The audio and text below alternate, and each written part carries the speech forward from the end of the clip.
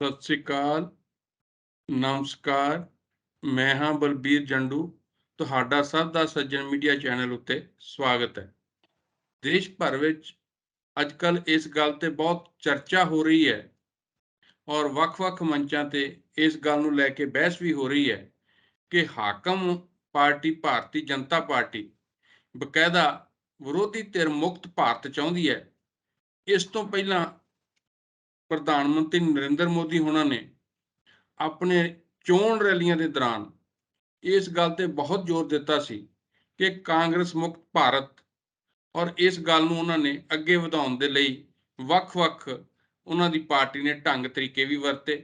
ਪਰ ਹੁਣ ਪਿਛਲੇ ਸਮੇਂ ਦੇ ਅੰਦਰ ਜਿਸ ਤਰ੍ਹਾਂ ਦੀਆਂ ਘਟਨਾਵਾਂ ਵਾਪਰ ਰਹੀਆਂ ਔਰ ਵੱਖ-ਵੱਖ ਰਾਜਾਂ ਦੇ ਅੰਦਰ ਜਿਸ ਢੰਗ ਦੇ ਨਾਲ ਵਿਰੋਧੀ ਪਾਰਟੀਆਂ ਦੀਆਂ ਸਰਕਾਰਾਂ ਨੂੰ ਡੇਗ ਕੇ ਹਾਕਮ ਪਾਰਟੀ ਜਿਹੜੀ ਕੇਂਦਰ 'ਚ ਆ ਉਸ ਵੱਲੋਂ ਆਪਣੀਆਂ ਸਰਕਾਰਾਂ ਕਾਇਮ ਕਰਨ ਜਾਂ ਉੱਥੋਂ ਦੀਆਂ ਜਿਹੜੀਆਂ ਖੇਤਰੀ ਪਾਰਟੀਆਂ ਉਹਨਾਂ ਨੂੰ ਨਾਲ ਜੋੜ ਕੇ ਉਹਨਾਂ ਨੂੰ ਅੱਗੇ ਲਾ ਕੇ ਆਪਣੀ ਸਰਕਾਰ ਬਣਾਉਣ ਦਾ ਜਿਹੜਾ ਚੱਲ ਰਿਹਾ ਵਰਤਾਰਾ, ਉਸ ਵਰਤਾਰੇ ਨੂੰ ਲੈ ਕੇ ਗੱਲ ਇਸ ਪਾਸੇ ਨੂੰ ਜ਼ਿਆਦਾ ਵੱਧ ਰਹੀ ਹੈ ਕਿ ਅਸਲ ਦੇ ਵਿੱਚ 2024 ਤੱਕ ਭਾਰਤੀ ਜਨਤਾ ਪਾਰਟੀ ਦੇਸ਼ ਨੂੰ ਵਿਰੋਧੀ ਧਿਰ ਮੁਕਤ ਬਣਾਉਣ ਦੇ ਲਈ ਯਤਨਸ਼ੀਲ ਹੈ। ਸੋ ਇਸ ਗੱਲ ਤੇ ਅਸੀਂ ਅੱਜ ਚਰਚਾ ਕਰਾਂਗੇ। ਇਸ ਚਰਚਾ ਦੇ ਲਈ ਸਾਡੇ ਨਾਲ ਅੱਜ ਜੁੜੇ ਨੇ ਉੱਘੇ ਵਿਦਵਾਨ ਤੇ ਉੱਘੇ ਚਿੰਤਕ ਸਤਨਾਮ ਚਾਨਾ ਜੀ। ਚਾਨਾ ਜੀ, ਤੁਹਾਡਾ ਸਵਾਗਤ ਹੈ ਪ੍ਰੋਗਰਾਮ 'ਚ। ਸ਼ੁਕਰੀਆ ਜੰਡੂ ਸਾਹਿਬ। ਇਹ ਚਾਨਾ ਜੀ, ਜਿਸ ਤਰ੍ਹਾਂ ਮੈਂ ਗੱਲ ਕੀਤੀ ਹੈ ਕਿ ਅੱਜ ਕੱਲ੍ਹ ਵੱਖ-ਵੱਖ ਮੰਚਾਂ ਦੇ ਉੱਤੇ ਵਿਦਵਾਨਾਂ ਵੱਲੋਂ, ਪੱਤਰਕਾਰਾਂ ਵੱਲੋਂ, ਰਾਜਸੀ ਵਿਸ਼ਲੇਸ਼ਕਾਂ ਵੱਲੋਂ ਇਸ ਗੱਲ ਦੇ ਉੱਤੇ ਬਹਿਸਾਂ ਹੋ ਰਹੀਆਂ ਕਿ ਦੇਸ਼ ਨੂੰ ਭਾਰਤੀ ਜਨਤਾ ਪਾਰਟੀ ਵਿਰੋਧੀ ਧਿਰ ਮੁਕਤ ਦੇਸ਼, ਵਿਰੋਧੀ ਧਿਰ ਮੁਕਤ ਭਾਰਤ ਬਣਾਉਣਾ ਚਾਹੁੰਦੀ ਹੈ। ਤਾਂ ਇਸ ਦੇ ਬਾਰੇ ਤੁਹਾਡੀ ਕੀ ਰਾਏ ਹੈ? ਤੁਸੀਂ ਇਸ ਨੂੰ ਕਿਸ ਤਰ੍ਹਾਂ ਦੇਖਦੇ ਹੋ? ਦੇਖੋ ਜੰਡੂ ਸਾਹਿਬ, ਇਹ ਹੁਣ ਨਹੀਂ, ਪਿਛਲੇ ਤਕਰੀਬਨ 2 ਟਰਮਾਂ ਤੋਂ ਹੀ ਇਹ ਗੱਲ ਪ੍ਰਚਾਰੀ ਜਾ ਰਹੀ ਆ ਭਾਰਤੀ ਜਨਤਾ ਪਾਰਟੀ ਦੇ ਵੱਲੋਂ ਕਿ ਹੁਣ ਭਾਰਤੀ ਜਨਤਾ ਪਾਰਟੀ ਕਦੇ ਕਹਿ ਦਿੰਦੇ ਆ ਕਿ 25 ਸਾਲ ਤੇ ਕਦੇ 30 ਸਾਲ ਤੇ ਕਦੇ ਇਸ ਤੋਂ ਵੀ ਵੱਧ ਸਾਲ ਲਗਾਤਾਰ ਇਸ ਦੇਸ਼ ਦੇ ਉੱਤੇ ਰਾਜ ਕਰੇਗੀ। ਸੋ ਇੰਨਾ ਲੰਬਾ ਦਾਇਆ ਸ਼ੁਰੂ ਦੇ ਵਿੱਚ ਜਿਹੜਾ ਕਰਨਾ, ਦਾਅਵਾ ਕਰਨਾ, ਔਰ ਉਹ ਇਸ ਦੇ ਪਿੱਛੇ ਇੱਕ ਰਾਜਨੀਤੀ ਕੰਮ ਕਰ ਰਹੀ ਹੈ। ਤੁਸੀਂ ਇਹ ਠੀਕ ਕਿਹਾ। ਪਹਿਲਾਂ ਇਹ ਕਹਿੰਦੇ ਸੀਗੇ ਕਿ ਇਹ ਕਾਂਗਰਸ ਮੁਕਤ ਪਾਰਟੀ ਆ, ਜਿਹੜਾ ਭਾਰਤ ਬਣਾਉਣਾ ਆ।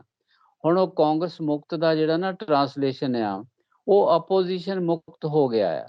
ਔਰ ਅਪੋਜੀਸ਼ਨ ਮੁਕਤ, ਇਹ ਤਾਂ ਹੀ ਵਿਦਵਾਨ ਇਸ ਗੱਲ ਦੇ ਉੱਤੇ ਚਰਚਾ ਕਰ ਰਹੇ ਆ ਕਿ ਅਪੋਜੀਸ਼ਨ ਮੁਕਤ ਨੂੰ ਉਹਨਾਂ ਨੇ ਕਿਉਂ ਕਹਿਣਾ ਸ਼ੁਰੂ ਕੀਤਾ ਇਹਨੂੰ, ਕਿਉਂਕਿ ਨੈਸ਼ਨਲ ਲੈਵਲ ਦੇ ਉੱਤੇ ਇਸ ਵੇਲੇ ਇੱਕੋ ਹੀ ਅਪੋਜੀਸ਼ਨ ਪਾਰਟੀ ਹੈਗੀ ਆ ਜਿਹਦਾ ਇਮੇਜ ਤੇ ਜਿਹਦਾ ਇਤਿਹਾਸ ਉਹ ਦੇਸ਼ ਭਰ ਦੇ ਵਿੱਚ ਜਿਹਦਾ ਪ੍ਰਭਾਵ ਹੈਗਾ। ਯਾਨੀ ਅਪੋਜੀਸ਼ਨ ਪਾਰਟੀ ਜਦੋਂ ਅਸੀਂ ਨੈਸ਼ਨਲ ਲੈਵਲ ਤੇ ਦੇਖਦੇ ਹਾਂ ਤਾਂ ਉਹ ਇੱਕੋ ਹੀ ਨਜ਼ਰ ਆਉਂਦੀ ਹੈ।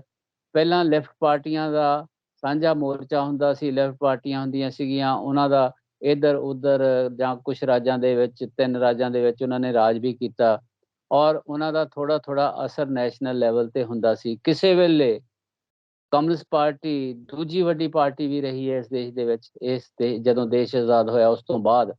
ਲੇਕਿਨ ਹੁਣ ਅੱਜ ਦੇ ਹਾਲਾਤ ਦੇ ਵਿੱਚ ਪ੍ਰਮੁੱਖ ਨੈਸ਼ਨਲ ਪਾਰਟੀ ਉਹ ਕਾਂਗਰਸ ਹੀ ਬਣਦੀ ਆ। ਇਸ ਕਰਕੇ ਇਹ ਕਹਿਣਾ ਕਿ ਕਾਂਗਰਸ ਮੁਕਤ ਭਾਰਤ ਕੀਤਾ ਜਾਣਾ, ਉਹਦਾ ਮਾਇਨਾ ਇਹੀ ਆ ਕਿ ਅਪੋਜੀਸ਼ਨ ਨੂੰ ਉੱਕਾ ਹੀ ਖਤਮ ਕਰ ਦਿੱਤਾ ਜਾਵੇ। ਔਰ ਜਿੱਥੋਂ ਤੱਕ ਸਟੇਟਾਂ ਦਾ ਸੰਬੰਧ ਹੈਗਾ, ਸੂਬਿਆਂ ਦਾ ਸੰਬੰਧ ਹੈ ਜਾਂ ਰੀਜਨਲ ਪਾਰਟੀਆਂ ਦਾ ਸੰਬੰਧ ਹੈ, ਉਹਨਾਂ ਦੇ ਵਿੱਚ ਆਪਸੀ ਜਿਸ ਤਰ੍ਹਾਂ ਦੇ ਡਿਫਰੈਂਸਿਸ ਹੈਗੇ ਨੇ, ਜਿਸ ਤਰ੍ਹਾਂ ਦੀਆਂ ਉਹਨਾਂ ਦੇ ਉੱਤੇ ਕੁਝ ਹੋਰ ਪਾਲਿਸੀਆਂ, ਉਹਨਾਂ ਦੇ ਸਿਧਾਂਤ ਭਾਰੂ ਨੇ, ਉਹਨਾਂ ਦੇ ਕਰਕੇ ਉਹਨਾਂ ਦਾ ਯੂਨਾਈਟ ਹੋਣਾ ਨੈਸ਼ਨਲ ਲੈਵਲ ਦੇ ਉੱਤੇ ਉਹ ਸ਼ੱਕੀ ਜਿਹਾ ਨਜ਼ਰ ਆਉਂਦਾ ਹੈ। ਇਸ ਕਰਕੇ ਇਹ ਤਾਂ ਇਹ ਇਸ ਤਰ੍ਹਾਂ ਦਾ ਮਾਹੌਲ ਕ੍ਰੀਏਟ ਕੀਤਾ ਜਾ ਰਿਹਾ ਕਿ ਸਭ ਤੋਂ ਪਹਿਲਾਂ ਕਾਂਗਰਸ ਨੂੰ ਐਲੀਮੀਨੇਟ ਕਰ ਦਿੱਤਾ ਜਾਏ, ਤਾਂ ਫਿਰ ਉਹਨਾਂ ਦਾ ਟਾਰਗੇਟ ਹੈ ਜਿਹੜਾ ਨਾ ਲੰਬਾ ਦੇਰ ਇਸ ਦੇਸ਼ ਦੇ ਉੱਤੇ ਰਾਜ ਕਰਨ ਦਾ, ਜਿਹੜਾ ਨਾ ਉਹਦਾ ਰਾਹ ਪੱਧਰਾ ਹੋ ਜਾਂਦਾ। ਸੋ ਇਸ ਕਰਕੇ ਇਹ ਜੀ ਤਾਂ ਉਹਦੇ ਚ ਚਾਹਨਾ ਜੀ, ਅਸੀਂ ਇਹ ਵੀ ਦੇਖਦੇ ਹਾਂ ਕਿ ਜਿਹੜੀਆਂ ਖੇਤਰੀ ਪਾਰਟੀਆਂ ਪਿਛਲੇ ਕੁਝ ਸਮੇਂ ਤੋਂ ਇਸ ਗੱਲ ਵੀ ਬੜੇ ਯਤਨ ਹੋ ਰਹੇ ਸੀ ਕਿ ਖੇਤਰੀ ਪਾਰਟੀਆਂ ਦਾ ਇੱਕ ਸਾਂਝਾ ਮੰਚ ਜਿਹੜਾ ਹੈ ਉਹ ਬਣਾਇਆ ਜਾਵੇ, ਜਿਹੜਾ ਭਾਰਤੀ ਜਨਤਾ ਪਾਰਟੀ ਦਾ ਦੇਸ਼ ਪੱਧਰ ਦੇ ਉੱਪਰ ਬਦਲ ਬਣੇ। ਉਸ ਦੇ ਲਈ ਤੇਲੰਗਾਨਾ ਦੇ ਮੁੱਖ ਮੰਤਰੀ ਜਿਹੜੇ ਨੇ ਉਹਨਾਂ ਨੇ ਵੀ ਯਤਨ ਕੀਤਾ। ਉਹ ਪੰਜਾਬ ਵੀ ਆਏ, ਉਹਨਾਂ ਨੇ ਆਮ ਆਦਮੀ ਪਾਰਟੀ ਨਾਲ ਇਸ ਗੱਲ ਲਈ ਸੰਪਰਕ ਕੀਤਾ, ਹੋਰ ਵੀ ਜਿਹੜੀਆਂ ਖੇਤਰੀ ਪਾਰਟੀਆਂ ਸੀ ਉਹਨਾਂ ਨਾਲ ਸੰਪਰਕ ਕਰਨ ਦਾ ਯਤਨ ਕੀਤਾ। ਤਾਂ ਹੁਣ ਜਦੋਂ ਰਾਸ਼ਟਰਪਤੀ ਦੀ ਚੋਣ ਆਈ ਤਾਂ ਉਹਨਾਂ ਨੇ ਉਸ ਦੇ ਲਈ ਵੀ ਇੱਕ ਸਾਂਝਾ ਉਮੀਦਵਾਰ ਬਣਾਉਣ ਦੀ ਕੋਸ਼ਿਸ਼ ਕੀਤੀ। ਪਰ ਅਸੀਂ ਦੇਖਦੇ ਹਾਂ ਕਿ ਜਦੋਂ ਉਹ ਸਾਂਝਾ ਉਮੀਦਵਾਰ ਬਣਾਇਆ ਗਿਆ ਜਿਹੜੇ ਯਸ਼ਵੰਤ ਸਿਨਹਾ ਨੂੰ, ਤਾਂ ਉਸ ਤੋਂ ਬਾਅਦ ਭਾਰਤੀ ਜਨਤਾ ਪਾਰਟੀ ਵੱਲੋਂ ਜਦੋਂ ਜਿਹੜੇ ਦ੍ਰੋਪਦੀ ਮੁਰਮੂ ਨੂੰ ਆਪਣਾ ਉਮੀਦਵਾਰ ਮੰਨਿਆ ਗਿਆ, ਤਾਂ ਉਸ ਤੋਂ ਬਾਅਦ ਜਿਸ ਤਰ੍ਹਾਂ ਆਪੋਜੀਸ਼ਨ ਇਕੱਠੀ ਹੋ ਕੇ ਪਹਿਲਾਂ ਇਸ ਗੱਲ ਤੇ ਖੜੀ ਸੀ ਕਿ ਅਸੀਂ ਸਾਰੇ ਇਕਮੁੱਠ ਹੋ ਕੇ ਜਿਹੜਾ ਆਪੋਜੀਸ਼ਨ ਦਾ ਉਮੀਦਵਾਰ ਹੋਊਗਾ ਉਸ ਨੂੰ ਜਿਤਾਵਾਂਗੇ, ਪਰ ਅਸੀਂ ਦੇਖਦੇ ਹਾਂ ਕਿ ਉਸ ਤੋਂ ਬਾਅਦ ਜਿਹੜੀਆਂ ਖੇਤਰੀ ਪਾਰਟੀਆਂ ਇਕੱਠੀਆਂ ਹੋ ਰਹੀਆਂ ਸੀ, ਉਹਦੇ 'ਚ ਝਾਰਖੰਡ ਮੁਕਤੀ ਮੋਰਚਾ, ਉਹਦੇ 'ਚ ਸ਼ਿਵ ਸੈਨਾ, ਹੋਰ ਜਿਹੜੀਆਂ ਪਾਰਟੀਆਂ ਸੀਗੀਆਂ, ਉਹਨਾਂ ਨੇ ਆਪਣਾ ਰੁਖ ਜਿਹੜਾ ਸੀਗਾ ਉਹ ਸਾਰਾ ਬਦਲ ਲਿਆ। ਤਾਂ ਉਸ ਤੋਂ ਵੀ ਲੱਗਦਾ ਹੈ ਕਿ ਕਿਤੇ ਨਾ ਕਿਤੇ ਜਿਹੜੀਆਂ ਖੇਤਰੀ ਪਾਰਟੀਆਂ ਵੀ ਹੈ, ਜਿਸ ਤਰ੍ਹਾਂ ਸਮਾਜਵਾਦੀ ਪਾਰਟੀ ਦੀ ਹਾਲਤ ਜਿਹੜੀ ਯੂਪੀ 'ਚ ਬਣੀ ਆ, ਇਸ ਤਰ੍ਹਾਂ ਹੀ ਜਿਹੜੀ ਹਾਲਤ ਹੁਣ ਸ਼ਿਵ ਸੈਨਾ ਦੀ ਮਹਾਰਾਸ਼ਟਰ 'ਚ ਬਣ ਗਈ, ਹੁਣ ਇਸ ਤਰ੍ਹਾਂ ਜਿਹੜੀ ਕਾਂਗਰਸ ਦੀ ਹਾਲਤ ਗਵਾ 'ਚ ਬਣਾਉਣ ਦੇ ਯਤਨ ਹੋ ਰਹੇ, ਇਹ ਸਾਰਾ ਕਿਸ ਗੱਲ ਵੱਲ ਨੂੰ ਇਸ਼ਾਰਾ ਕਰਦਾ? ਇਹ ਜੰਡੂ ਸਾਹਿਬ ਤੁਸੀਂ ਪਿਛਲੇ ਦਿਨਾਂ 'ਚ ਸੁਣਿਆ ਹੋਣਾ, ਜਿਹੜੇ ਤੇਲੰਗਾਨਾ ਦੇ ਮੁੱਖ ਮੰਤਰੀ ਨੇ ਨਾ, ਉਹ ਕਾਫੀ ਤਿੱਖਾ ਬੋਲੇ ਆ। ਉਹਨਾਂ ਨੇ ਸਿੱਧਾ ਅਟੈਕ ਪ੍ਰਧਾਨ ਮੰਤਰੀ ਮੋਦੀ ਦੇ ਉੱਤੇ ਕੀਤਾ ਆ, ਔਰ ਉਹਨਾਂ ਦੇ ਇੱਕ ਪੁਆਇੰਟ ਲੈ ਕੇ ਉਹਨੂੰ ਰੱਦ ਕਰਨ ਦੀ ਕੋਸ਼ਿਸ਼ ਕੀਤੀ ਆ। ਜਿਹੜੀਆਂ ਉਹ ਆਪਣੀਆਂ ਪ੍ਰਾਪਤੀਆਂ ਦੱਸਦੇ ਨੇ ਸੈਂਟਰ ਦੀ ਸਰਕਾਰ, ਉਹਨਾਂ ਪ੍ਰਾਪਤੀਆਂ ਦਾ ਪੋਲ ਖੋਲਣ ਦੀ ਕੋਸ਼ਿਸ਼ ਕੀਤੀ ਆ। ਇਹ ਪਿਛਲੇ ਦਿਨਾਂ ਦੇ ਵਿੱਚ ਮੈਨੂੰ ਵੀ ਸੁਣਨ ਦਾ ਮੌਕਾ ਮਿਲਿਆ, ਔਰ ਜਿੰਨਾ ਉਹ ਤਿੱਖੇ ਬੋਲੇ ਆ, ਔਰ ਓਨਾ ਹੀ ਉਹ ਚਾਹੁੰਦੇ ਆ ਕਿ ਇੱਕ ਐਸਾ ਫਰੰਟ ਖੜਾ ਹੋ ਜਾਵੇ ਜਿਹੜਾ ਨਰਿੰਦਰ ਮੋਦੀ ਦੀ ਸਰਕਾਰ ਦਾ ਬਦਲ ਬਣੇ। ਪਰ ਇਹ ਕਿੰਨਾ ਕੁ ਸੰਭਵ ਹੈਗਾ? ਜਦੋਂ ਅਸੀਂ ਉਹਨਾਂ ਦਾ ਐਟੀਟਿਊਡ ਕਾਂਗਰਸ ਪ੍ਰਤੀ ਦੇਖਦੇ ਹਾਂ, ਤਾਂ ਕਾਂਗਰਸ ਨੂੰ ਉਹਨਾਂ ਦਾ ਉਹ ਬਹੁਤਾ ਉਹਨਾਂ ਦੇ ਗਲੇ ਤੋਂ ਲੰਘਦੀ ਨਹੀਂ ਹੈ। ਆਪੋਜੀਸ਼ਨ ਕਿਸ ਤਰ੍ਹਾਂ ਇਕੱਠੀ ਹੋਏਗੀ? ਦੂਸਰੀ ਗੱਲ ਇਹ ਹੈ ਕਿ ਸਾਡੇ ਦੇਸ਼ ਦਾ ਜਿਹੜਾ ਸਮਾਜਿਕ ਢਾਂਚਾ ਹੈਗਾ, ਸਮਾਜਿਕ ਕੰਪੋਜੀਸ਼ਨ ਹੈਗੀ ਆ, ਔਰ ਇਹ ਇੱਕ ਬਹੁਤ ਸਾਰੇ ਸੱਭਿਆਚਾਰਾਂ ਦਾ, ਬਹੁਤ ਸਾਰੀਆਂ ਕੌਮੀਅਤਾਂ ਦਾ ਇੱਕ ਦੇਸ਼ ਹੈਗਾ ਆ। ਉਹਦੇ ਵਿੱਚ ਕਈ ਵਾਰੀ ਐਸਾ ਪੋਲੀਟੀਕਲ ਟ੍ਰਿਕ ਖੇਡਣ ਦੀਆਂ ਸੰਭਾਵਨਾਵਾਂ ਹੋ ਜਾਂਦੀਆਂ ਆ, ਜਿਹਦੇ ਵਿੱਚ ਜੇ ਭਾਰਤੀ ਬੀਜੇਪੀ ਨੇ ਐਸੇ ਕਲਾਸ ਦੇ ਵਿੱਚੋਂ ਕੈਂਡੀਡੇਟ ਦੀ ਚੋਣ ਕੀਤੀ ਆ, ਤੇ ਦੂਸਰੀਆਂ ਪਾਰਟੀਆਂ ਚਾਹਣਗੀਆਂ ਕਿ ਅਸੀਂ ਉਸ ਕਲਾਸ ਨੂੰ ਨਾਰਾਜ਼ ਨਾ ਕਰੀਏ, ਇਸ ਕਰਕੇ ਵੀ ਕਿ ਅਗਰ ਉਹਦੇ ਖਿਲਾਫ ਵੋਟ ਪਾਉਣੇ ਵੀ ਆ ਤਾਂ ਉਹ ਹਾਰਨਾ ਤਾਂ ਉਹਨੇ ਹੈ ਨਹੀਂ, ਹੈ ਨਾ। ਵੋਟਾਂ ਦੀ ਜਿੱਦਾਂ ਦੀ ਕੰਪੋਜੀਸ਼ਨ ਨਜ਼ਰ ਆ ਰਹੀ ਹੈ, ਔਰ ਇਸ ਕਰਕੇ ਰੀਜਨਲ ਪਾਰਟੀਆਂ ਇੱਕ ਇਸ਼ੂ ਦੇ ਉੱਤੇ ਵੀ ਨਹੀਂ ਇਕੱਠੀਆਂ ਹੋ ਸਕਦੀਆਂ ਕਿ ਵੀ ਇਸ ਵਾਰ ਸਿਰਫ ਵਿਰੋਧ ਕਰਨ ਦੇ ਲਈ, ਆਪਣਾ ਏਕਤਾ ਜਿਤਾਉਣ ਦੇ ਲਈ ਹੀ ਇੱਕ ਹੋ ਜਾਣ। ਉਹ ਇਸ ਕੈਂਡੀਡੇਟ ਨੂੰ ਵੋਟ ਪਾਉਣ ਦੇ ਨਜ਼ਰੀਏ ਦੇ ਤੋਂ ਉਹ ਵੰਡੀਆਂ ਗਈਆਂ। ਜਿੱਦਾਂ ਤੁਸੀਂ ਅਕਾਲੀ ਦਲ ਵੀ ਪੰਜਾਬ ਹੀ ਲੈ ਲਈਏ, ਅਕਾਲੀ ਦਲ ਨੇ ਅਲਟੀਮੇਟਲੀ ਉੱਥੇ ਹੀ ਜਾ ਕੇ ਵੋਟ ਪਾਉਣ ਦਾ ਫੈਸਲਾ ਕੀਤਾ। ਔਰ ਇਸੇ ਤਰ੍ਹਾਂ ਤੁਸੀਂ ਸ਼ਿਵ ਸੈਨਾ ਦੇ ਵੀ ਉਸ ਦਾ ਨਾਂ ਲਿਆ ਹੈਗਾ ਕਿ ਸ਼ਿਵ ਸੈਨਾ ਨੇ ਵੀ ਇਸ ਤਰ੍ਹਾਂ, ਯਾਨੀ ਜਦੋਂ ਰਾਸ਼ਟਰਪਤੀ ਦੀ, ਜਦੋਂ ਨੈਸ਼ਨਲ ਲੈਵਲ ਦੀ ਪੋਲੀਟਿਕਸ ਦਾ ਸਵਾਲ ਆਉਂਦਾ ਆ, ਤਾਂ ਉਦੋਂ ਫੈਸਲਾ ਕਰਨ ਦੇ ਜਿਹੜੇ ਜਾਵੀਏ ਗਾਜ ਆ, ਜਿਹੜੇ ਮੀਟਰ ਆ ਨਾ, ਉਹ ਵੱਖਰੇ ਹੋ ਜਾਂਦੇ ਆ। ਜਦੋਂ ਸਟੇਟ ਦੇ ਮਸਲੇ ਉੱਠਦੇ ਆ, ਸਟੇਟ ਦੇ ਹਿੱਤਾਂ ਦੀ ਗੱਲ ਆਉਂਦੀ ਆ, ਉਦੋਂ ਨਜ਼ਰੀਆ ਜਿਹੜਾ ਨਾ ਉਹ ਵੱਖਰਾ ਹੁੰਦਾ। ਉਹ ਇਸ ਤਰ੍ਹਾਂ ਜਿਹੜੀਆਂ ਸਟੇਟਾਂ ਦੇ ਵਿੱਚ ਭਾਰੂ ਨੇ ਪਾਰਟੀਆਂ, ਉਹਨਾਂ ਸਾਰੀਆਂ ਦਾ ਹੀ ਆਪਣੀ ਆਪਣੀ ਸਟੇਟ ਤੋਂ ਜਦੋਂ ਉਹ ਦੇਖਦੇ ਆ, ਤਾਂ ਉਹਨਾਂ ਦਾ ਟਕਰਾਓ ਸਾਫ਼ ਸਾਹਮਣੇ ਨਜ਼ਰ ਆਉਂਦਾ ਆ। ਜਦੋਂ ਨੈਸ਼ਨਲ ਸਵਾਲ ਆਉਂਦਾ ਤਾਂ ਉਹਨਾਂ ਦੇ ਵਿੱਚ ਕਿਸੇ ਨਾ ਕਿਸੇ ਇਸ਼ੂ ਦੇ ਉੱਤੇ ਜਾ ਕੇ ਉਹ ਏਕਤਾ।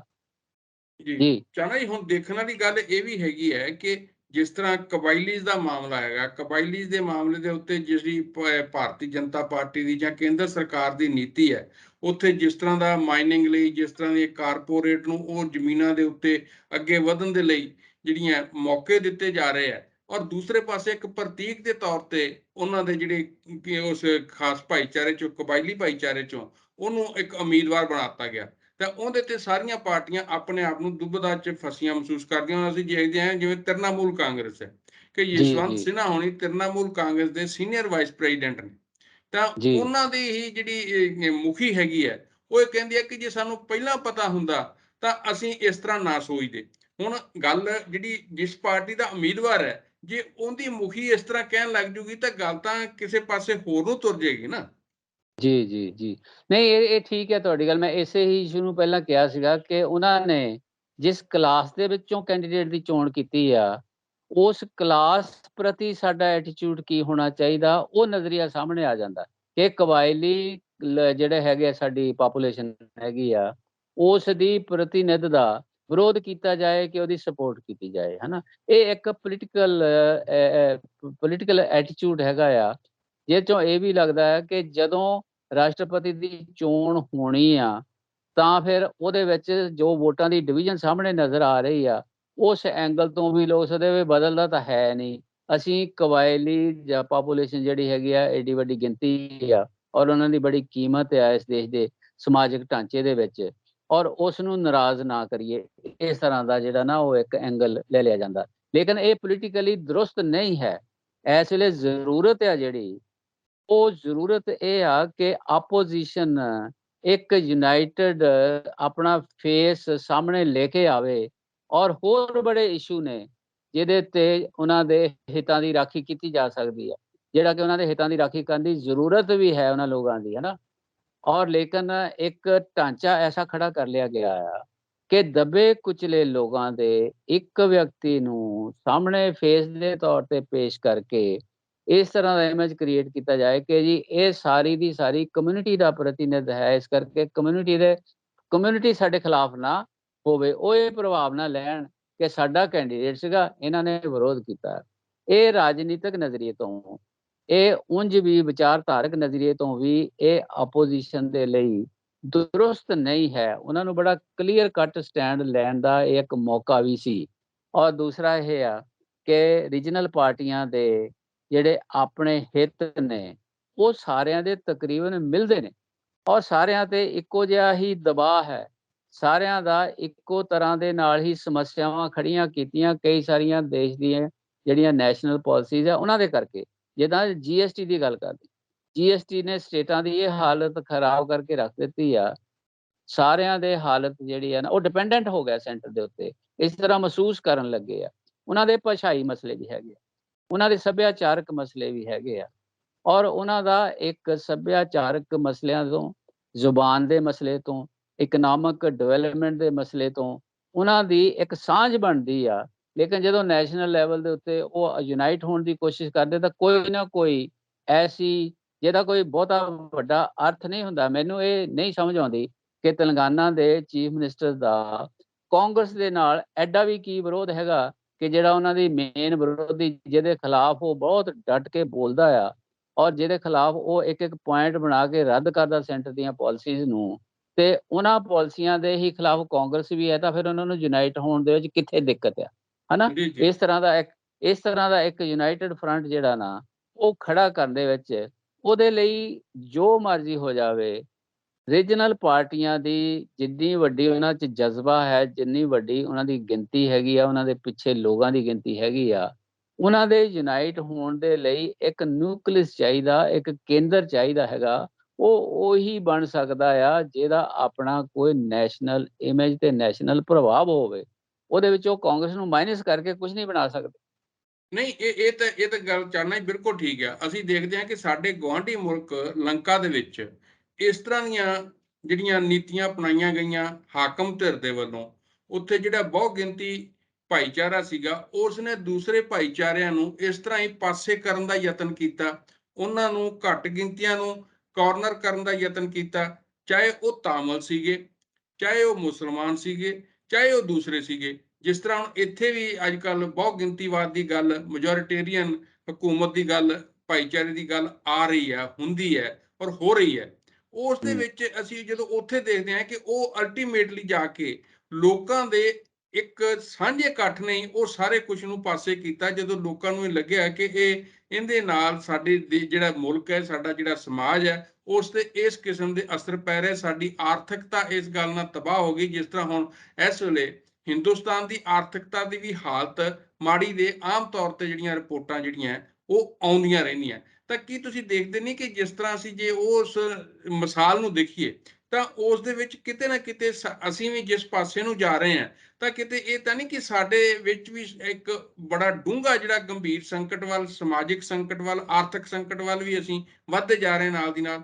ਤੇ ਜੇ ਅਸੀਂ ਇਸ ਤਰ੍ਹਾਂ ਇਹਦਾ ਟਾਕਰਾ ਨਹੀਂ ਕਰਦੀਆਂ ਇਹ ਸਾਰੀਆਂ ਜਿਹੜੀਆਂ ਤਾਕਤਾਂ ਦੀ ਤੁਸੀਂ ਗੱਲ ਕੀਤੀ ਹੈ, ਜਾਂ ਜਿਹੜੇ ਉਹ ਲੋਕ ਜਿਹੜੇ ਸੈਕੂਲਰਿਜ਼ਮ ਨੂੰ ਅਪਣਾਏ ਹੋਏ ਆ, ਜਾਂ ਜਿਹੜੇ ਇਸ ਦੇਸ਼ ਦੇ ਅੰਦਰ ਬਰਾਬਰਤਾ ਚਾਹੁੰਦੇ ਆ, ਸਮਾਨਤਾ ਚਾਹੁੰਦੇ ਆ, ਸਾਂਝੀਵਾਲਤਾ ਚਾਹੁੰਦੇ ਆ ਕਿ ਜਿਸ ਤਰ੍ਹਾਂ ਸਾਡਾ ਦੇਸ਼ ਦੇ ਵਿੱਚ ਸਾਂਝੀਵਾਲਤਾ ਸੀ, ਸਾਡਾ ਇੱਕ ਸੱਭਿਆਚਾਰ ਸੀ ਉਸ ਕਿਸਮ ਦਾ, ਉਹ ਬਚਿਆ ਰਹੇ। ਤੇ ਉਹ ਲੋਕ ਜੇ ਇੱਕ ਮੰਚ ਤੇ ਨਹੀਂ ਆਉਣਗੇ ਤਾਂ ਇਹ ਕੁਦਰਤੀ ਗੱਲ ਹੈ ਕਿ ਇਹ ਤਾਕਤਾਂ ਨੂੰ ਹੋਰ ਵਧਣ ਦਾ ਮੌਕਾ ਮਿਲੇਗਾ ਤੇ ਅਲਟੀਮੇਟਲੀ ਅਸੀਂ ਉਸ ਤਰ੍ਹਾਂ ਦੀ ਸਥਿਤੀ ਵੱਲ ਅੱਗੇ ਨਹੀਂ ਵਧ ਰਹੇ ਹੋਵਾਂਗੇ। ਇਹ ਠੀਕ ਹੈ ਜੰਡੂ ਸਾਹਿਬ। ਅਸੀਂ ਜਦੋਂ ਯੂਨਿਟੀ ਦੀ ਗੱਲ ਕਰਦੇ ਹਾਂ ਨਾ, ਯੂਨਿਟੀ ਯੂਨਾਈਟਡ ਕਰਨ ਦੀ ਗੱਲ ਕਰਦੇ ਹਾਂ, ਆਪੋਜੀਸ਼ਨ ਯੂਨਾਈਟ ਹੋਵੇ, ਤਾਂ ਅਸੀਂ ਸਿਰਫ ਪੋਲੀਟੀਕਲ ਪਾਰਟੀਆਂ ਨੂੰ ਦੇਖਦੇ ਹਾਂ ਕਿ ਫਲਾਣੀਆਂ ਪਾਰਟੀਆਂ ਜਿਹੜੀਆਂ ਜੇ ਇਕੱਠੀਆਂ ਹੋ ਜਾਣ ਤਾਂ ਇੱਕ ਯੂਨਾਈਟਿਡ ਫਰੰਟ ਜਿਹੜਾ ਨਾ ਖੜਾ ਹੋ ਜਾਂਦਾ।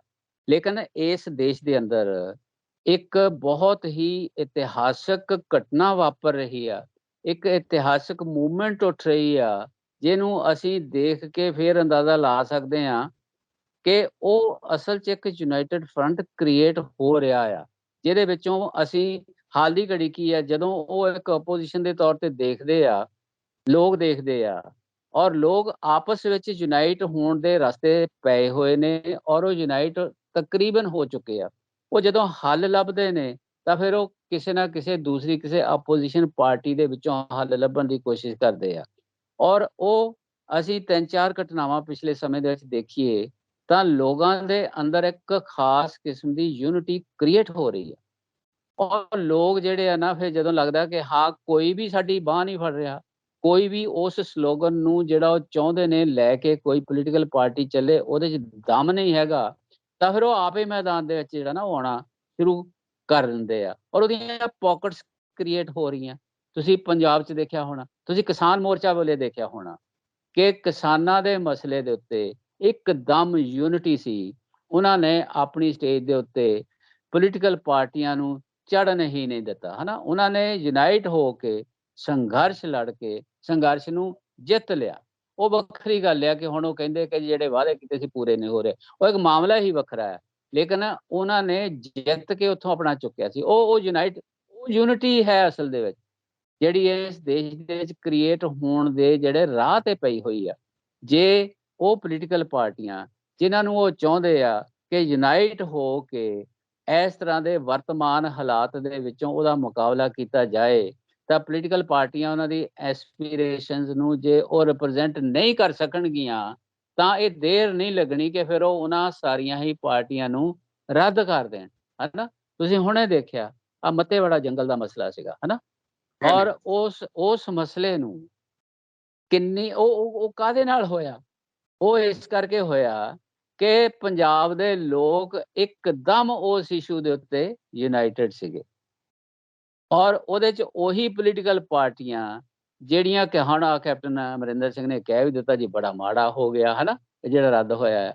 ਔਰ ਉਹ ਪੋਲੀਟੀਕਲ ਪਾਰਟੀਆਂ ਜਿਹੜੀਆਂ ਰਾਜਸੀ, ਜਿਨ੍ਹਾਂ ਨੇ ਆਪਣੇ ਸਮੇਂ ਦੇ ਉੱਤੇ ਇਸ ਗੱਲ ਵੱਲ ਕੋਈ ਧਿਆਨ ਨਹੀਂ ਦਿੱਤਾ, ਇਹਦੀ ਵੈਲਿਊ ਹੀ ਕੋਈ ਨਹੀਂ ਸਮਝੀ ਕਿ ਵੀ ਜੰਗਲ ਜਿਹੜਾ ਨਾ ਉਹਦੀ ਅਹਿਮੀਅਤ ਕੀ ਹੈ ਸਾਡੇ ਜੀਵਨ ਦੇ ਵਿੱਚ, ਔਰ ਉਹਦਾ ਜਿਉਂਦਾ ਰਹਿਣਾ ਕਿੰਨਾ ਚੰਗਾ। ਜਿਸ ਤਰ੍ਹਾਂ ਸੰਤ ਸੀਚੇਵਾਲ ਨੇ ਕਿਹਾ ਕਿ ਇਹ ਆਕਸੀਜਨ ਦੀਆਂ ਫੈਕਟਰੀਆਂ ਨੇ, ਇਹ ਆਕਸੀਜਨ ਦਾ ਕਾਰਖਾਨਾ ਹੈ ਜਿੱਥੋਂ ਸਾਨੂੰ ਆਕਸੀਜਨ ਮਿਲਣੀ ਹੈ ਨਾ, ਇਹ এনवायरमेंट ਤੋਂ, ਔਰ ਇਸ ਨੂੰ ਠੀਕ ਪਰਿਭਾਸ਼ਿਤ ਕੀਤਾ ਹੈ।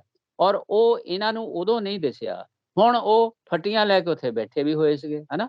ਔਰ ਇਹ ਪ੍ਰੈਸ਼ਰ ਹੈ ਲੋਕਾਂ ਦਾ, ਔਰ ਇਹ ਲੋਕਾਂ ਦੇ ਪ੍ਰੈਸ਼ਰ ਇਸ ਤਰ੍ਹਾਂ ਉਹ ਯੂਨਾਈਟ ਹੋ ਗਏ, ਸਾਰੇ ਹੀ ਲੋਕ ਯੂਨਾਈਟ ਹੋ ਗਏ ਕਿ ਜੰਗਲ ਨੂੰ ਨਹੀਂ ਜਾਣ ਦੇਣਾ, ਜੰਗਲ ਦੇ ਵਿੱਚ ਅਸੀਂ ਇਹ ਪ੍ਰੋਜੈਕਟ ਨਹੀਂ ਲੱਗਣ ਦੇਣਾ, ਔਰ ਸਰਕਾਰ ਨੂੰ ਮਜਬੂਰ ਹੋ ਕੇ ਰੱਦ ਕਰਨਾ ਪੈ ਗਿਆ। ਹੁਣ ਜੇ ਇਹਨੂੰ ਨੈਸ਼ਨਲ ਲੈਵਲ ਦੇ ਉੱਤੇ ਦੇਖੀਏ, ਔਰ ਜੇ ਨੈਸ਼ਨਲ ਲੈਵਲ ਦੇ ਉੱਤੇ ਲੋਕ ਇਹ ਚਾਹੁੰਦੇ ਆ ਕਿ ਇਹ ਦੇਸ਼ ਇੱਕ ਸਾਂਝੀਵਾਲਤਾ ਦਾ ਦੇਸ਼ ਹੈ। ਇਹਦਾ ਇਤਿਹਾਸ ਦੇਖੋ, ਇਸ ਦੇਸ਼ ਦਾ ਪਿਛਲਾ ਇਤਿਹਾਸ ਦੇਖੋ, ਮੱਧਕਾਲ ਤੋਂ ਵੀ ਪਹਿਲਾਂ ਤੋਂ ਜਦੋਂ ਸ਼ੁਰੂ ਕਰ ਲਈਏ ਤਾਂ ਵੀ ਜਦੋਂ ਅਸੀਂ ਇਹਦੀ ਸਟੱਡੀ ਕਰਦੇ ਹਾਂ ਤਾਂ ਇੱਕ ਬਹੁਤ ਵੱਡੀ ਭਾਰੀ ਮੂਵਮੈਂਟ, ਮਾਨਵਤਾਵਾਦ ਬੜਾ ਭਾਰੂ ਰਿਹਾ ਇਸ ਦੇਸ਼ ਦੇ ਵਿੱਚ। ਔਰ ਇਸ ਦੇਸ਼ ਦੇ ਵਿੱਚ ਬਹੁਤ ਸਾਰੇ ਸੰਤ, ਬਹੁਤ ਸਾਰੇ ਮਹਾਂਪੁਰਖ ਉਹ ਆਪਣਾ ਜਾਣੀ ਜੀਵਨ ਭਰ ਇਸ ਗੱਲ ਦੇ ਲਈ ਲੜਦੇ ਰਹੇ। ਚਾਹੇ ਅਸੀਂ ਗੁਰੂ ਰਵਿਦਾਸ ਜੀ ਦਾ ਬਾਬਾ ਫਰੀਦ ਜੀ ਤੋਂ ਲੈ ਲਈਏ, ਹੈ ਨਾ, ਗੁਰੂ ਰਵਿਦਾਸ ਜੀ, ਰਾਮਾਨੰਦ ਜੀ, ਕਬੀਰ ਸਾਹਿਬ ਜੀ, ਹੈ ਨਾ, ਇਸ ਤੋਂ ਪਹਿਲਾਂ ਵੀ ਜਦੋਂ ਇਹ ਤੋਂ ਮਤਲਬ ਪ੍ਰਾਚੀਨ ਸਮਿਆਂ ਦੇ ਵਿੱਚ ਦੇਖਦੇ ਕਿ ਪੈਰਲਲ ਮੂਵਮੈਂਟਾਂ ਚੱਲਦੀਆਂ। ਮਾਨਵਵਾਦ ਦੇ ਲੋਕ ਜਿਹੜੇ ਨਾ ਉਹ ਲੜਦੇ ਰਹੇ, ਉਹਨਾਂ ਨੇ ਜ਼ਬਰ ਵੀ ਬੜੇ ਸਹਾਰੇ, ਔਰ ਉਹ ਇਸ ਦੇਸ਼ ਦੀਆਂ ਜੜ੍ਹਾਂ ਦੇ ਵਿੱਚ ਹੈ। ਲੋਕ ਉਹ ਚਾਹੁੰਦੇ ਆ ਕਿ ਇਹ ਦੇਸ਼ ਦੇ ਵਿੱਚ ਬਰਾਬਰਤਾ, ਇਸ ਦੇਸ਼ ਦੇ ਵਿੱਚ ਇੱਕ ਸਾਂਝੀਵਾਲਤਾ ਦਾ ਮਾਹੌਲ ਖੜਾ ਹੋਵੇ। ਉਹਦੇ ਲਈ ਜੰਗ ਨਾ ਕਦੇ ਢਿੱਲੀ ਪਈ ਹੈਗੀ ਆ, ਤੇ ਨਾ ਉਹਨਾਂ ਨੇ ਲੋਕਾਂ ਨੇ ਅਬੰਡਨ ਕੀਤਾ। ਉਹ ਚਾਹੁੰਦੇ ਆ, ਇਹ ਬੰਦੇ, ਹਰ ਇਨਸਾਨ ਦੀ ਇੱਛਾ ਆ, ਉਹ ਹਰ ਇਨਸਾਨ ਦੀ ਇੱਕ ਸਾਈਕੀ ਆ, ਉਹਦੇ ਚੇਤਨਾ 'ਚ ਇਹ ਗੱਲ ਬੈਠੀ ਹੋਈ ਆ ਕਿ ਮਾਨਵਤਾ ਦਾ ਮਾਹੌਲ ਚਾਹੁੰਦਾ ਉਹ, ਹਨਾ। ਔਰ ਇਸ ਨਹੀਂ, ਤਰ੍ਹਾਂ ਪਰ ਲੋਕ ਹੁਣ ਜਾਣਾ ਜੀ, ਜਦੋਂ ਕ੍ਰਾਈਸਿਸ ਇਹ ਵੱਧ ਤੁਹਾਡੀ ਰਿਹਾ। ਤੁਹਾਡੀ ਗੱਲ ਬਿਲਕੁਲ ਠੀਕ ਹੈ। ਜੋ ਤੁਸੀਂ ਕਹਿੰਦੇ ਆ, ਲੋਕ ਇਸੇ ਨਜ਼ਰੀਏ ਨਾਲ ਦੇਖਦੇ ਆ, ਇਸੇ ਨਜ਼ਰੀਏ ਨਾਲ ਸੋਚ ਵੀ ਰਹੇ। ਲੋਕਾਂ ਨੂੰ ਲੱਗਦਾ ਵੀ ਹੈ ਕਿ ਜਦੋਂ ਕਿਤੇ ਹਿੰਸਕ ਘਟਨਾਵਾਂ ਹੁੰਦੀਆਂ ਜਾਂ ਫਿਰਕੂ ਦੰਗੇ ਹੁੰਦੇ ਆ ਜਾਂ ਜਿਹੜੇ ਬੁਲਡੋਜ਼ਰ ਚੱਲਦੇ ਆ, ਲਾਊਡ ਸਪੀਕਰਾਂ ਦੀ ਗੱਲ ਆਉਂਦੀ ਹੈ, ਤਾਂ ਲੋਕ ਇਸ ਗੱਲ ਨੂੰ ਮਹਿਸੂਸ ਕਰਦੇ ਆ ਕਿ ਸਾਡਾ ਜਿਹੜਾ ਸਮਾਜ ਹੈ ਕਿਸ ਤਰ੍ਹਾਂ ਅੱਗੇ ਸਾਂਝੀਵਾਲਤਾ ਦੇ ਦੌਰ ਦੇ ਵਿੱਚ ਰਹਿੰਦਾ ਸੀ, ਤੇ ਸਾਨੂੰ ਇਸ ਤਰ੍ਹਾਂ ਦੀ ਕਦੀ ਕੋਈ ਦਿੱਕਤਾਂ ਨਹੀਂ ਸੀ ਆਉਂਦੀਆਂ। ਪਰ ਕੀ ਜਿਹੜੀਆਂ ਰਾਜਸੀ ਪਾਰਟੀਆਂ ਦੀ ਅਸੀਂ ਗੱਲ ਕਰ ਰਹੇ ਹਾਂ, ਜਿਨ੍ਹਾਂ ਦੀ ਯੂਨਿਟੀ ਦੇ ਉੱਤੇ ਜਿਹੜੀ ਗੱਲ ਬਾਰ-ਬਾਰ ਉੱਠਦੀ ਹੈ ਕਿ ਉਹਨਾਂ ਦੇ ਸਾਂਝੇ ਫਰੰਟ ਦੀ, ਕਿ ਉਹਨਾਂ ਦਾ ਇਹ ਜਿਹੜੇ ਪ੍ਰੋਗਰਾਮ ਹੈ, ਜਿਸ ਤਰ੍ਹਾਂ ਅਸੀਂ ਦੇਖਦੇ ਹਾਂ, ਪਹਿਲਾਂ UPA ਬਣਿਆ, ਉਸ ਤੋਂ ਪਹਿਲਾਂ NDA ਬਣਿਆ, ਕਿ ਉਹ ਇੱਕ ਖਾਸ ਪ੍ਰੋਗਰਾਮ ਉਹਨਾਂ ਨੇ ਮਿਨੀਮਮ ਜਿਹੜਾ ਬਣਾਇਆ, ਉਹਦੇ ਉੱਤੇ ਉਹਨਾਂ ਦੀ ਸਹਿਮਤੀ ਬਣੀ। ਤਾਂ ਕੀ ਤੁਹਾਨੂੰ ਲੱਗਦਾ ਹੈ ਕਿ ਇਹ ਰਾਜਸੀ ਪਾਰਟੀਆਂ, ਜਿਹੜੀ ਗੱਲ ਤੁਸੀਂ ਕਹਿ ਰਹੇ ਹੋ ਕਿ ਸਾਂਝੀਵਾਲਤਾ ਦੇ ਮੁੱਦੇ ਨੂੰ ਲੈ ਕੇ, ਜਾਂ ਜਿਹੜੀ ਸਮਾਜ ਬਰਾਬਰਤਾ। ਜਿਹੜੀ ਸਮਾਜ ਵਿੱਚ ਸਮਾਨਤਾ ਦੀ ਗੱਲ ਹੈ, ਬਰਾਬਰਤਾ ਦੀ ਗੱਲ ਹੈ, ਔਰ ਇਦਾਂ ਦੇ ਮਾਨਵਤਾ ਦੀ ਗੱਲ ਹੈ, ਇਹਨਾਂ ਮੁੱਦਿਆਂ ਨੂੰ ਲੈ ਕੇ ਵੀ ਕਿਤੇ ਸਹਿਮਤੀ ਦੇ ਤੁਹਾਨੂੰ ਕੋਈ ਲੱਗਦਾ ਕਿ ਇਦਾਂ ਦੀ ਕੋਈ ਗੱਲ ਵੀ ਵਿੱਚ ਨਜ਼ਰ ਆਉਂਦੀ ਹੈ ਇਹਨਾਂ ਦੇ? ਨਹੀਂ ਨਹੀਂ, ਐਗਜ਼ੈਕਟਲੀ ਇਹੀ ਮੈਂ ਗੱਲ ਕਰ ਰਿਹਾ ਸੀਗਾ ਕਿ ਪਹਿਲਾਂ ਵੀ ਜਦੋਂ ਇਹ ਪਾਰਟੀਆਂ ਫਰੰਟ ਬਣਾ ਕੇ ਯੂਨਾਈਟ ਹੋ ਕੇ, ਜਾਂ ਇਹ ਕਹਿ ਲਓ ਕਿ ਐਮਰਜੈਂਸੀ ਤੋਂ ਬਾਅਦ ਇੱਕ ਵਾਰੀ ਇਕੱਠੀਆਂ ਹੋ ਕੇ, ਉਹ ਅਸਲ ਦੇ ਵਿੱਚ ਜਿਹੜਾ ਲੋਕਾਂ ਦੀਆਂ ਭਾਵਨਾਵਾਂ ਦਾ, ਲੋਕਾਂ ਦੀਆਂ ਆਕਾਂਖਸ਼ਾਵਾਂ ਦਾ ਜਿਹੜਾ ਪ੍ਰੈਸ਼ਰ ਸੀ ਨਾ, ਉਹਨਾਂ ਦੀ ਵਜ੍ਹਾ ਕਰਕੇ ਉਹ ਉਸ ਨੂੰ ਸਮਝਣ 'ਚ ਸਫਲ ਹੋਈਆਂ ਕਿ ਲੋਕ ਇਹ ਚਾਹੁੰਦੇ ਆ ਕਿ ਹੁਣ ਡੈਮੋਕ੍ਰੇਸੀ ਦਾ ਬਹਾਲ ਹੋਣਾ ਬਹੁਤ ਜ਼ਰੂਰੀ ਆ, ਕਿਉਂਕਿ ਐਮਰਜੈਂਸੀ ਨੇ ਐਸਾ ਮਾਹੌਲ ਕ੍ਰੀਏਟ ਕਰ ਦਿੱਤਾ ਸੀਗਾ ਕਿ ਡੈਮੋਕ੍ਰੇਸੀ ਨਾਮ ਦੀ ਕੋਈ ਚੀਜ਼ ਨਹੀਂ ਰਹਿ ਗਈ ਇਸ ਦੇਸ਼ ਦੇ ਵਿੱਚ, ਹੈ ਨਾ। ਹੁਣ ਇਹ ਖਤਮ ਹੋ ਚੁੱਕੀ ਹੈ, ਇਸ ਕਰਕੇ ਡੈਮੋਕ੍ਰੇਸੀ ਨੂੰ ਵਾਪਸ ਲਿਆਂਦਾ ਜਾਏ। ਔਰ ਲੋਕਾਂ ਦੀ ਇਹ ਭਾਵਨਾ ਸੀ, ਔਰ ਉਸ ਤਰ੍ਹਾਂ ਦੇ ਉਸ ਸਮੇਂ ਦੀ ਪੋਲੀਟੀਕਲ ਲੀਡਰਸ਼ਿਪ ਨੇ ਇਸ ਨੂੰ ਅੰਡਰਸਟੈਂਡ ਕੀਤਾ, ਔਰ ਉਹ ਯੂਨਾਈਟ ਹੋ ਗਏ। ਔਰ ਉਹ ਵੀ ਯੂਨਾਈਟ ਹੋ ਗਏ ਜਿਨ੍ਹਾਂ ਦਾ ਯੂਨਾਈਟ ਹੋਣਾ ਸ਼ਾਇਦ ਸੰਭਵ ਨਹੀਂ ਸੀ, ਇਸ ਕਰਕੇ ਉਹ ਜਲਦੀ ਟੁੱਟ ਵੀ ਗਿਆ, ਹੈ ਨਾ, ਉਹ ਫਰੰਟ ਟੁੱਟਿਆ। ਲੇਕਿਨ ਲੋਕਾਂ ਦੇ ਪ੍ਰੈਸ਼ਰ ਨੇ ਉਹਨਾਂ ਨੂੰ ਨੇੜੇ ਲੈ ਗਿਆ।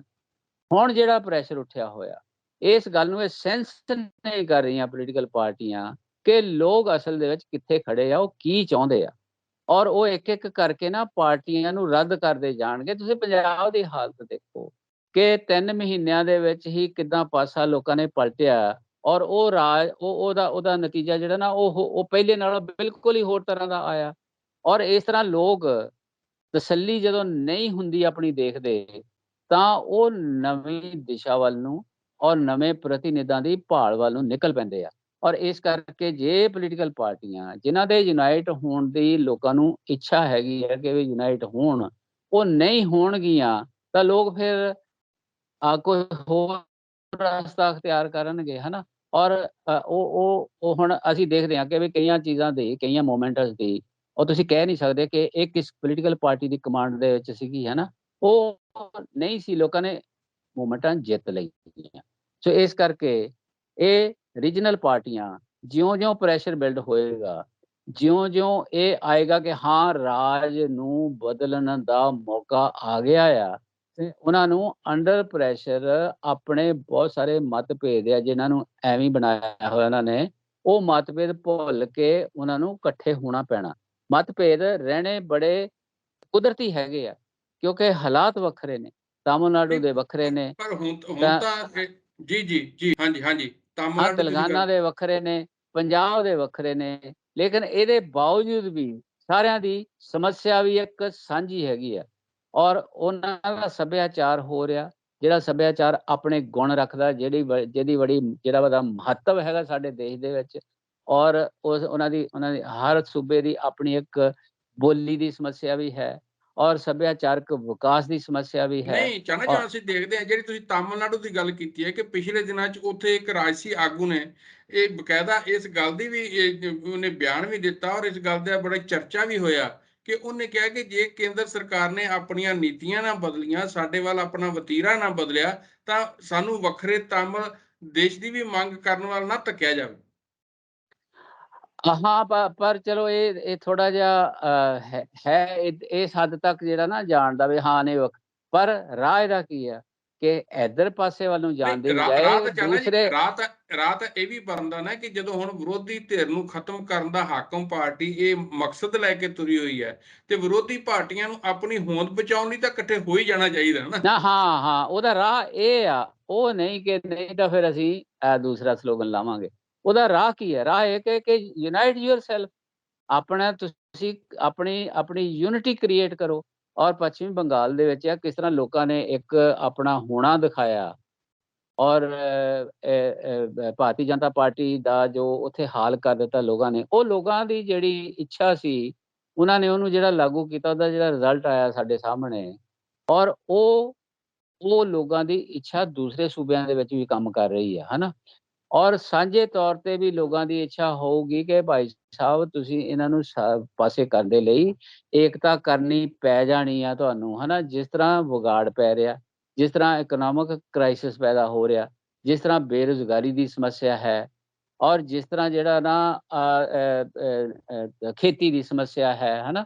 ਔਰ ਇਸੇ ਤਰ੍ਹਾਂ ਹੀ ਜਿਹੜੇ ਛੋਟੇ-ਛੋਟੇ ਪ੍ਰੋਜੈਕਟ ਆ, ਕਾਰਖਾਨੇ ਹੈਗੇ ਆ, ਜੋ ਹਾਲਤ ਛੋਟੀ ਇੰਡਸਟਰੀ ਦੀ ਹੋ ਰਹੀ ਆ। ਔਰ ਇਹਨਾਂ ਸਭ ਨੇ ਇਕੱਠੇ ਹੋ ਕੇ ਆਖਰਕਾਰ ਇਹਨਾਂ ਪੋਲੀਟੀਕਲ ਪਾਰਟੀਆਂ ਉੱਤੇ ਪ੍ਰੈਸ਼ਰ ਬਿਲਡ ਕਰਨਾ ਹੀ ਕਰਨਾ ਆ। ਜੇ ਉਹ ਨਹੀਂ ਨਹੀਂ ਮੰਨਣਗੀਆਂ, ਜੇ ਉਹ ਨਹੀਂ ਸਮਝਣਗੀਆਂ ਕਿ ਲੋਕ ਕੀ ਚਾਹੁੰਦੇ ਨੇ, ਤਾਂ ਲੋਕ ਆਪਣਾ ਨਵਾਂ ਰਾਹ ਅਖਤਿਆਰ ਕਰਨ ਤੋਂ ਬਾਜ਼ ਨਹੀਂ ਆਉਂਦੇ ਹੁੰਦੇ। ਨਹੀਂ ਚਾਹਨਾ ਜੀ, ਇਹਦੇ 'ਚ ਇੱਕ ਤਾਂ ਦੇਖਣ ਵਾਲੀ ਗੱਲ ਹੈ ਨਾ ਕਿ ਜਿਹੜੀਆਂ ਖੇਤਰੀ ਪਾਰਟੀਆਂ ਦਾ ਆਪਾਂ ਜ਼ਿਕਰ ਕਰ ਰਹੇ ਹਾਂ, ਉਹ ਖੇਤਰੀ ਪਾਰਟੀਆਂ ਹੁਣ ਜਿਸ ਤਰ੍ਹਾਂ ਸ਼ਿਵ ਸੈਨਾ ਸੀਗੀ, ਉਸ ਨੂੰ ਜਿਸ ਢੰਗ ਨਾਲ ਉੱਥੇ ਉਹਦੀ ਹਾਲਤ ਬਣੀ, ਇਸ ਤਰ੍ਹਾਂ ਹੀ ਹੁਣ ਸਮਾਜਵਾਦੀ ਪਾਰਟੀ ਦੀ ਹਾਲਤ ਜਿਹੜੀ ਹੈ ਯੂਪੀ ਦੇ ਵਿੱਚ ਬਣਦੀ ਜਾ ਰਹੀ ਹੈ, ਜਾਂ ਉਹਦੇ ਜਿਹੜੇ ਅਲਾਈ ਬਣੇ ਸੀ ਉਹਨੂੰ ਛੱਡਦੇ ਜਾ ਰਹੇ। ਇਹ ਸਾਰੀ ਸਥਿਤੀ ਦੇ ਵਿੱਚ ਤੁਸੀਂ ਕਿਸ ਤਰ੍ਹਾਂ ਦੇਖਦੇ ਹੋ? ਆਪਣਾ ਟਾਈਮ ਵੀ ਖਤਮ ਹੋਣ ਜਾ ਰਿਹਾ ਤੇ ਸੰਖੇਪ 'ਚ ਤੁਸੀਂ ਇਹਦੇ ਬਾਰੇ ਕੀ ਕਹਿਣਾ ਚਾਹੁੰਦੇ ਆ ਕਿ ਜਿਹੜੀਆਂ ਖੇਤਰੀ ਪਾਰਟੀਆਂ ਜਦੋਂ ਉਹਨਾਂ ਦੀ ਆਪਣੀ ਹੋਂਦ ਨੂੰ ਹੀ ਖਤਰਾ ਹੋਇਆ ਤਾਂ ਉਹ ਇਸ ਚੈਲੰਜ ਨੂੰ ਕਿਸ ਤਰ੍ਹਾਂ ਕਬੂਲ ਕਰਨਗੇ? ਦੇਖੋ ਇੱਕੋ ਹੀ ਇਹਦੇ ਪਿੱਛੇ ਗੱਲ ਹੈਗੀ ਆ ਕਿ ਜੇ ਉਹਨਾਂ ਦੇ ਅੰਦਰ ਕਰੈਕ ਆ ਰਹੇ ਆ, ਜੇ ਉਹਨਾਂ ਦੇ ਅੰਦਰ ਜਿਹੜੀ ਨਾ ਉਹ ਨਿਵਾਣ ਵੱਲ ਨੂੰ ਖਿਸਕਣ ਦਾ ਟ੍ਰੈਂਡ ਹੈਗਾ, ਤਾਂ ਇਹ ਪੱਕਾ ਆ ਕਿ ਜੋ ਕੁਛ ਉਸ ਸਟੇਟ ਦੇ ਲੋਕ ਉਹਨਾਂ ਤੋਂ ਚਾਹੁੰਦੇ ਆ, ਉਹਦੇ ਤੇ ਉਹ ਪੂਰਾ ਨਹੀਂ ਉਤਰ ਰਹੇ। ਉਹਦਾ ਪ੍ਰਗਟਾਵਾ ਉਹਨਾਂ ਦੇ ਅੰਦਰ ਇਸ ਤਰ੍ਹਾਂ ਦੀ ਕੰਟਰਾਡਿਕਸ਼ਨ ਦੇ ਨਾਲ ਹੋ ਰਿਹਾ ਆ। ਔਰ ਇਸ ਕਰਕੇ ਚਾਹੇ ਉਹ ਹਾਰਨ ਵੱਲ ਨੂੰ ਜਾਣ, ਲੋਕ ਪਿੱਛੇ ਹਟਣ, ਲੋਕ ਛੱਡਣ।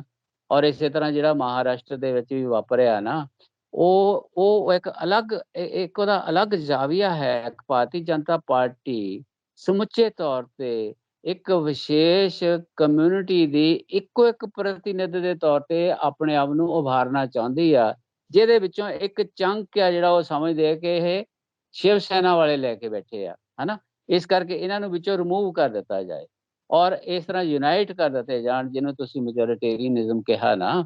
ਔਰ ਉਹਦੇ ਵਿੱਚੋਂ ਇੱਕ ਸੈਕਸ਼ਨ ਦੀ ਪ੍ਰਤੀਨਿਧਤਾ ਉਹ ਸ਼ਿਵ ਸੈਨਾ ਕਰ ਰਹੀ ਹੈ। ਉਹਦੇ ਵਿੱਚੋਂ ਉਹ ਸੋਚਦੇ ਆ ਕਿ ਵੀ ਇਹਨਾਂ ਨੂੰ ਉਹਨਾਂ ਨੇ ਕਿਹੜੇ ਲਾਅ ਪੇਚ ਅਪਣਾਏ, ਕਿਸ ਤਰ੍ਹਾਂ ਉਹ ਕਰਨਗੇ, ਜਾਂ ਇਹਦਾ ਲੌਂਗ ਰਨ ਉਹਦਾ ਕੀ ਨਤੀਜਾ ਨਿਕਲੇਗਾ, ਕੀ ਉਹ ਆਪਣੇ ਆਸ਼ੇ ਦੇ ਵਿੱਚ ਸਫਲ ਹੁੰਦੇ ਆ। ਇਹ ਵੱਖਰੀ ਗੱਲ ਹੈਗੀ ਹੈ, ਲੇਕਿਨ ਲੱਗਦਾ ਹੈ ਕੈਲਕੂਲੇਸ਼ਨ ਇਹ ਆ ਕਿ ਇੱਕ ਪੂਰੇ ਦਾ ਪੂਰਾ ਜਿਹੜਾ ਨਾ ਇਹ ਸੈਕਸ਼ਨ ਹੈਗਾ, ਉਹ ਸਿੱਧਾ ਬੀਜੇਪੀ ਦੀ ਜਿਹੜੀ ਨਾ ਛਤਰਛਾਇਆ ਹੇਠ ਜਿਹੜਾ ਨਾ ਫੰਕਸ਼ਨ ਕਰੇ। ਔਰ ਇਸੇ ਤਰ੍ਹਾਂ ਜੇ ਜਿੱਥੇ ਵੀ ਰੀਜਨਲ ਪਾਰਟੀ ਨੂੰ ਨੁਕਸਾਨ ਹੋ ਰਿਹਾ, ਉਹ ਇਹ ਸਮਝ ਲਵੇ ਕਿ ਉਹ ਆਪਣੇ ਸਟੇਟ ਦੇ ਲੋਕਾਂ ਦੀਆਂ ਇੱਛਾਵਾਂ ਦੇ ਅਨੁਕੂਲ ਕੰਮ ਨਹੀਂ ਕਰ ਰਹੇ। ਜੀ ਤੇ ਇੱਥੇ ਚਾਹੇ ਆਖਰੀ ਕੋਈ ਤੁਸੀਂ ਹੋਰ ਟਿੱਪਣੀ ਇਹਦੇ ਤੇ ਕਰਨੀ ਹੋਵੇ ਤਾਂ ਆਪਣਾ ਸਮਾਂ ਸਮਾਪਤ ਹੋ ਰਿਹਾ, ਕੁਝ ਹੀ ਮਿੰਟ ਬਾਕੀ ਹੈ। ਨਹੀਂ, ਬਸ ਉਹ ਇਹੀ ਆ ਕਿ ਇਹਨਾਂ ਨੂੰ ਇਹ ਗੱਲ ਇਹ ਸਮਝਣੀ ਚਾਹੀਦੀ ਆ ਕਿ ਜੇ ਅਲੱਗ-ਅਲੱਗ ਸਟੇਟਾਂ ਨੇ, ਉਹਨਾਂ ਦੇ ਅਲੱਗ-ਅਲੱਗ ਜਿਹੜੇ ਨਾ ਸਮੱਸਿਆਵਾਂ ਨੇ, ਉਹਨਾਂ ਦੇ ਅਲੱਗ-ਅਲੱਗ ਉਦੇਸ਼ ਨੇ। ਉਹ ਨਹੀਂ ਹੋ ਸਕਦਾ ਕਿ ਛੋਟੀ-ਮੋਟੀ ਕੋਈ ਨਾ ਕੋਈ ਕੰਟਰਾਡਿਕਸ਼ਨ ਜਾਂ ਆਪਸ ਵਿੱਚ ਜਿਹੜਾ ਨਾ ਉਹ 100% ਦੀ ਸਹਿਮਤੀ ਰੀਜਨਲ ਪਾਰਟੀਆਂ ਦੇ ਆਪਸ ਵਿੱਚ ਜਿਹੜੀ ਨਾ, ਲੇਕਿਨ ਉਹਨਾਂ ਨੂੰ ਉਹਨਾਂ ਦਾ ਜਿਹੜਾ ਪ੍ਰਮੁੱਖ ਉਦੇਸ਼ ਆ ਉਹਨੂੰ ਸਾਹਮਣੇ ਰੱਖਦਿਆਂ ਹੋਇਆਂ ਉਹਨਾਂ ਨੂੰ ਤਿਆਗਣੇ ਪੈ ਜਾਣਗੇ, ਹਨਾ। ਛੋਟੇ ਵੱਡੇ ਜਿਹੜੇ ਪਲੇਟਫਾਰਮ ਦੇ ਉੱਤੇ ਉਹਨਾਂ ਨੂੰ ਆਪਣੀ ਕੋਈ ਛੋਟੀ ਗੱਲ ਨੂੰ ਤਿਆਗਣਾ ਪੈ ਜਾਏਗਾ। ਜਿਸ ਤਰ੍ਹਾਂ ਮੈਂ ਪਹਿਲਾਂ ਵੀ ਕਿਹਾ ਕਿ ਇੱਕ ਨੈਸ਼ਨਲ ਪਾਰਟੀ ਜਿਹੜੀ ਆ ਉਹਨੂੰ ਬਾਹਰ ਕੱਢ ਕੇ ਉਹਦੇ ਤੋਂ ਇਲਾਵਾ ਹੋਰ ਕਿਸੇ ਕਿਸਮ ਦਾ ਤੇ ਉਹਦਾ ਵਿੱਚ ਰਹਿਣਾ ਜਿਹੜਾ ਨਾ ਇਹਨਾਂ ਵਾਸਤੇ ਵੀ ਠੀਕ ਆ। ਨੈਸ਼ਨਲ ਫਰੰਟ ਜਿਹੜਾ ਨਾ ਤਾਂ ਹੀ ਉੱਭਰ ਕੇ ਸਾਹਮਣੇ ਆ ਸਕਦਾ ਆ। ਔਰ ਦੂਜਾ ਇਹ ਆ, ਹਜੇ ਕਿਉਂਕਿ ਕੁਝ ਨੇੜੇ ਨਹੀਂ ਹੈ, ਜਿਉਂ-ਜਿਉਂ 24 ਨੇੜੇ ਆਉਂਦੀ ਜਾਏਗੀ ਤਿਉਂ-ਤਿਉਂ ਇਹਨਾਂ ਦੀਆਂ ਕੰਟਰਡਿਕਸ਼ਨ ਜਿਹੜੀਆਂ ਨਾ ਝੜਦੀਆਂ ਵੀ ਜਾਣਗੀਆਂ, ਕਿਉਂਕਿ ਲੋਕਾਂ ਦਾ ਪ੍ਰੈਸ਼ਰ ਵੀ ਬਹੁਤ ਵੱਡੀ ਚੀਜ਼ ਹੁੰਦਾ ਹੈ। ਸੋ ਮੈਂ ਇੰਨਾ ਹੀ ਕਹਿੰਦਾ ਹੋਇਆ ਕਿ ਵੀ ਇਹ ਛੋਟੇ ਕੰਟਰਡਿਕਸ਼ਨ ਜਿਹੜੇ ਅੱਜ ਨਜ਼ਰ ਆ ਰਹੇ ਆ ਉਹ ਹੌਲੀ-ਹੌਲੀ ਪਿੱਛੇ ਪੈਂਦੇ ਜਾਣਗੇ, ਯੂਨਿਟੀ ਅੱਗੇ ਆਉਂਦੀ ਜਾਏਗੀ, ਕਿਉਂਕਿ ਇਹਨਾਂ ਦੀ ਸਾਰਿਆਂ ਦੀ ਸਰਵਾਈਵਲ ਹੀ ਇਸੇ ਵਿੱਚ ਹੈਗੀ ਹੈ ਕਿ ਇਹ ਯੂਨਾਈਟ ਹੋ ਕੇ ਬੀਜੇਪੀ ਦਾ ਜਾਂ ਸੈਂਟਰ ਦੀ ਸਰਕਾਰ ਦਾ ਮੁਕਾਬਲਾ ਕਰਨ। ਲੋਕਾਂ ਦੀ ਇਹ ਇੱਛਾ ਹੈਗੀ ਹੈ। ਇੱਥੇ ਹੀ ਸਾਡੇ ਸ਼ੋਅ ਦਾ ਸਮਾਂ ਸਮਾਪਤ ਹੁੰਦਾ। ਤੇ ਜਿਹੜੇ ਦੋਸਤ ਇਸ ਸਾਡੇ ਸ਼ੋਅ ਨਾਲ ਜੁੜੇ, ਇਸ ਪ੍ਰੋਗਰਾਮ ਨਾਲ ਜੁੜੇ, ਜੇ ਦੋਸਤੋ ਤੁਹਾਨੂੰ ਸਾਡਾ ਪ੍ਰੋਗਰਾਮ ਪਸੰਦ ਆਇਆ ਹੋਵੇ ਤਾਂ ਤੁਸੀਂ ਇਸ ਨੂੰ ਲਾਈਕ ਵੀ ਜ਼ਰੂਰ ਕਰਨਾ, ਆਪਣੇ ਦੋਸਤਾਂ ਨਾਲ ਸ਼ੇਅਰ ਕਰਨਾ ਔਰ ਚੈਨਲ ਨੂੰ ਵੀ ਸਬਸਕ੍ਰਾਈਬ ਕਰਨਾ। ਤੁਹਾਡਾ ਧੰਨਵਾਦ। ਚਾਹਨਾ ਜੀ ਤੁਹਾਡਾ ਵੀ ਬਹੁਤ ਬਹੁਤ ਧੰਨਵਾਦ। ਸ਼ੁਕਰੀਆ ਜੀ, ਸ਼ੁਕਰੀਆ ਜੰਡੂ ਸਾਹਿਬ।